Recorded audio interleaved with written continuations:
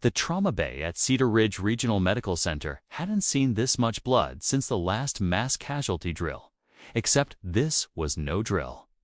Rear Admiral William Higgins had been carried in 20 minutes ago on a stretcher. His uniform shredded, a field dressing wrapped hastily around his skull, where shrapnel had opened his scalp to the bone.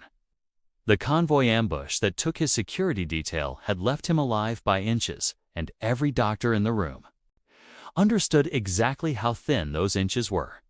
Dr. Harrison, the attending surgeon, barked orders that nobody quite followed fast enough for his taste. Nurses moved in practiced chaos around monitors, screaming warnings for line swinging, gauze soaking through as fast as it went on. The Admiral's blood pressure was dropping, his pulse was thready, and through it all, Higgins's eyes stayed open, scanning the room with the kind of clarity that shouldn't exist in a man losing this much blood. "Admiral, stay with us," Harrison said, pressing harder against the wound. "You're going to be fine." Higgins's jaw tightened. He wasn't listening to Harrison.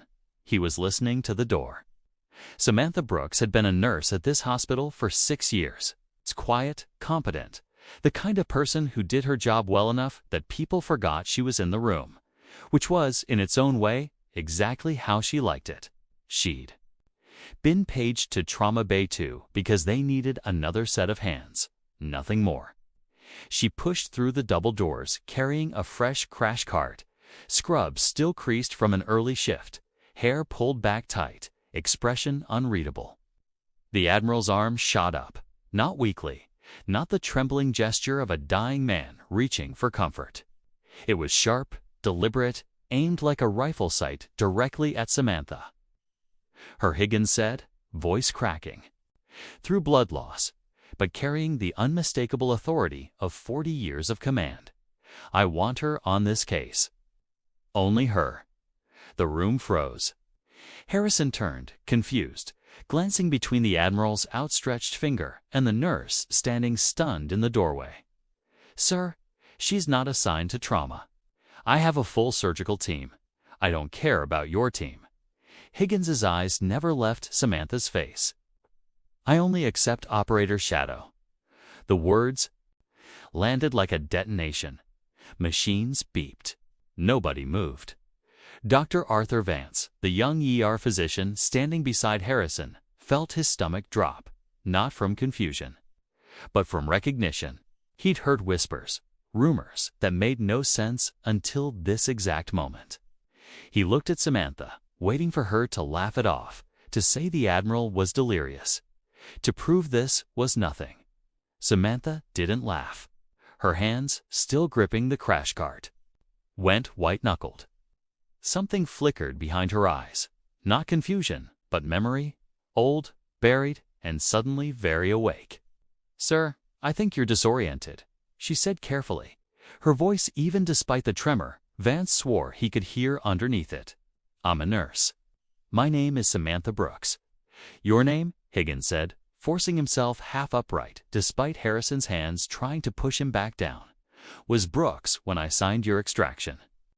Orders out of Kandahar province 6 years ago.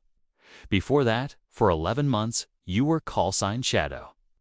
First female operator to complete task force selection without a single instructor recommending you for washout.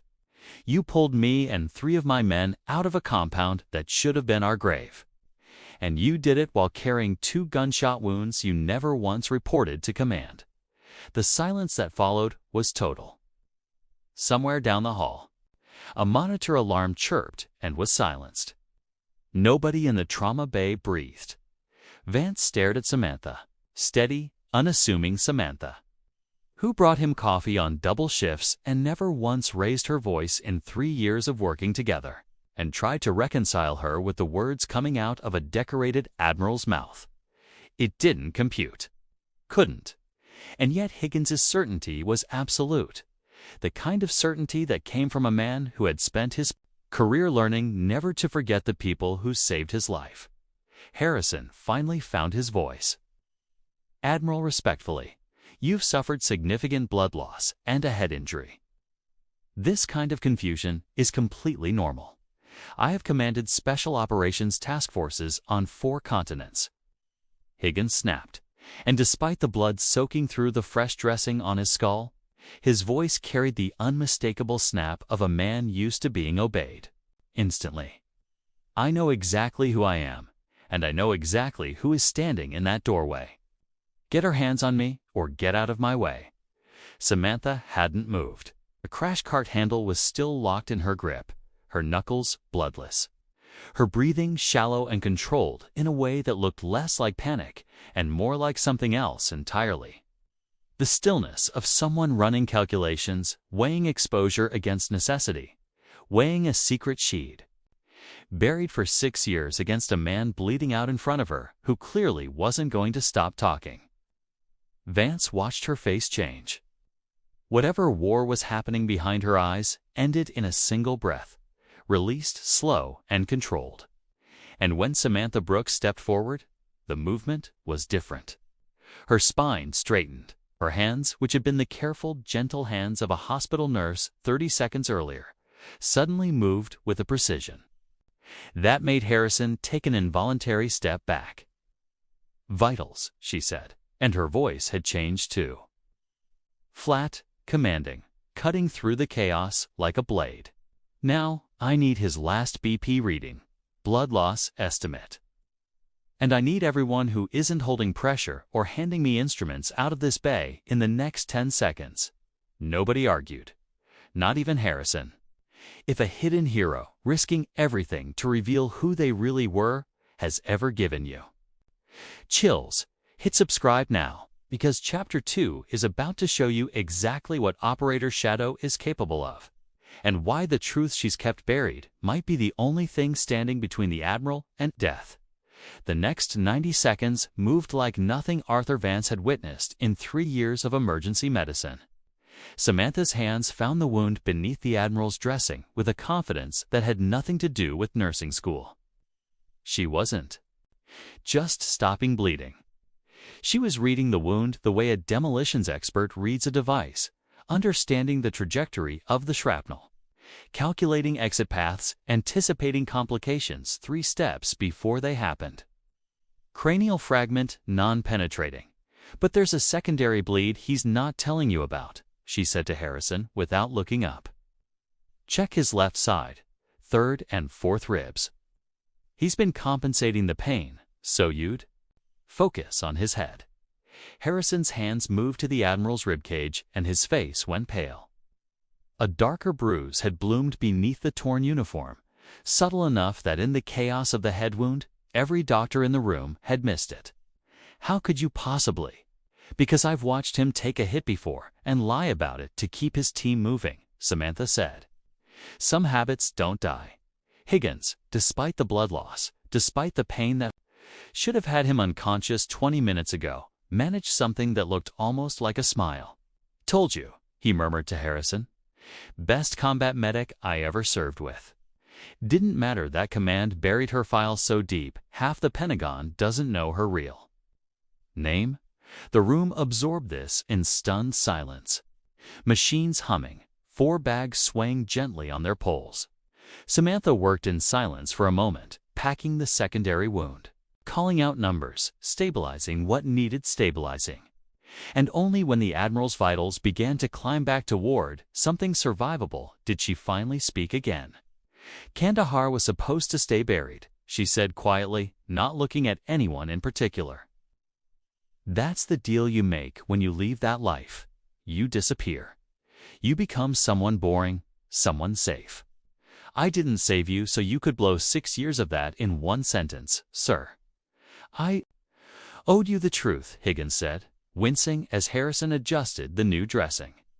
"These people deserve to know who's keeping me alive. And you deserved to stop hiding." Vance found his voice for the first time since the Admiral's finger had pointed across the room. "You were Special Forces, an actual operator." "I was a lot of things," Samantha said, finally looking up. And for the first time since Vance had known her, something in her expression had cracked open. It's not weakness, but exhaustion. The particular exhaustion of someone who'd spent years being smaller than the truth of who they were. I was a medic who got recruited into a program that doesn't officially exist. On a team that operated in places we weren't supposed to be, doing things that never made it into any after-action report anyone outside a two-star general's office ever read. And then I came home and became a qua. And then I came home and became a qua long-lasting. We knew we said a qua law last court. When I came to we.ohf, we weren't supposed to self.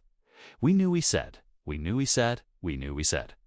We knew we said, we said, we knew we said, we knew we said, we said, I said it. K relev. We knew I said it. We said it. We not like so we so osis, you know I see it to ka maze it is to ka we I so good but to go we sudak psychri to you see you sleek it to say it to ba dak beat it to like a it I call it tea kit it cunt you e beat he so to see a grease so that set the nikus it at that time think about it to say it and I said put that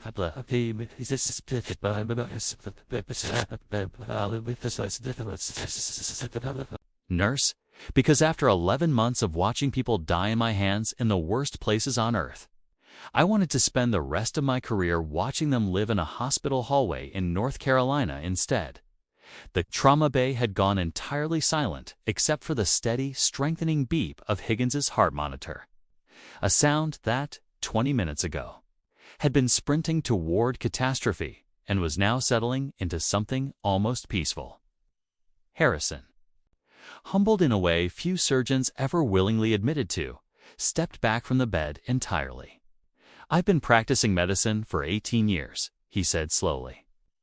I have never seen anyone read a trauma patient the way you just did. Not once. Special ops medics don't get the luxury of hospitals, imaging, or backup, Samantha said. You learn to read a body because sometimes a body is the only diagnostic tool you've got. You learn fast, or your team dies. Higgins, stabilizing now. Color slowly returning to a face that had been the color of ash 20 minutes prior, reached out and gripped Samantha's wrist. Not with command this time, but with something closer to gratitude. The men I lost in that compound, he said quietly. Their families never knew the name of the person who tried to save them. Never knew there was a medic who broke regulation, broke doctrine, broke her own cover to keep 3 more of us breathing long enough to make it to extraction. I've carried that silence for 6 years. I'm done carrying it. Samantha's jaw tightened, and for a moment, Vance thought she might argue. Might insist the secret stay buried the way it had for 6 quiet years of hospital shifts and double coffees and a life built carefully around invisibility. But something in the Admiral's face, the sheer relief of a man finally allowed to say the truth out loud, seemed to settle something in her instead. Then let's get you well enough to keep telling it, she said, and the ghost of a real smile finally broke through. Word spread through the hospital within the hour, the way these things always do. A whisper first, then a murmur. Then a hallway full of doctors and nurses who suddenly looked at the quiet woman from Trauma Bay 2 with entirely new eyes. Samantha Brooks, RN, Operator Shadow, both true, both. Her, and for the first time in 6 years, she didn't have to choose which version of herself got to exist in the daylight. Harrison found her at the nurse's station an hour later. Admiral stable in recovery. The immediate crisis behind them. For what it's worth, he said, this hospital is lucky to have you. Both of you. Samantha allowed herself a rare, tired laugh. There's only one of me, Doctor. No, he said, there's exactly 2. And thank God both of them showed up today.